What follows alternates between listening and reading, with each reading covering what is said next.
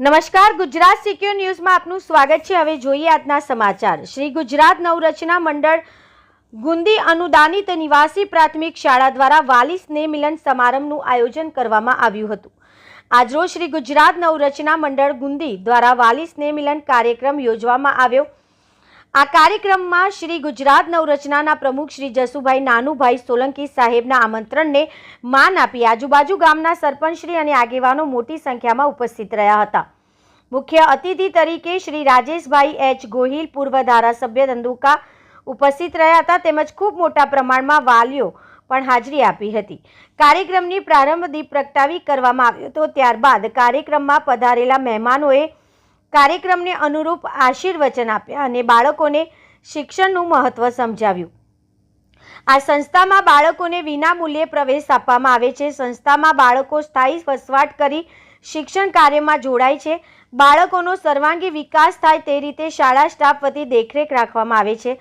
સમગ્ર શાળા સંકુલ સીસીટીવી કેમેરાથી સજ્જ તેમજ શાળાના વર્ગખંડો પણ આધુનિક ટેકનોલોજી યુક્ત શિક્ષણ આપવામાં આવશે। કાર્યક્રમના અંતે બાળકોએ અલગ અલગ સાંસ્કૃતિક કાર્યક્રમ રજૂ કરી બધાને મંત્રમુગ્ધ કર્યા હતા।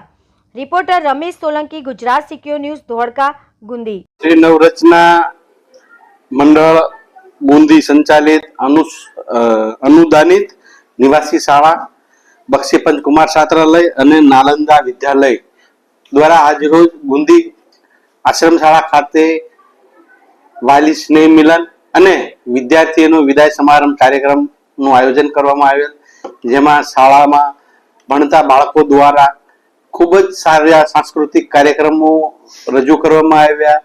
વ્યસન મુક્તિને લગતા અને સામાજિક રીતે સમાજમાં જીવવા પ્રેરણારૂપ એવા સાંસ્કૃતિક કાર્યક્રમો રજૂ કર્યા અને શાળાની અંદર ભણતા વિદ્યાર્થીઓનો વિકાસ અને એનો અભ્યાસમાં વૃદ્ધિ કઈ રીતે થાય છે એની પણ ટ્રસ્ટ દ્વારા માહિતગાર કરવામાં આવ્યા। શાળા દ્વારા ખૂબ જ સારું સંચાલન કરી અને વિદ્યાર્થીઓને આશ્રમ શાળામાંથી કઈ રીતે સમાજમાં જીવન જીવવું એની પ્રેરણા આ શાળા દ્વારા અને શિક્ષણ દ્વારા આપવામાં આવે છે।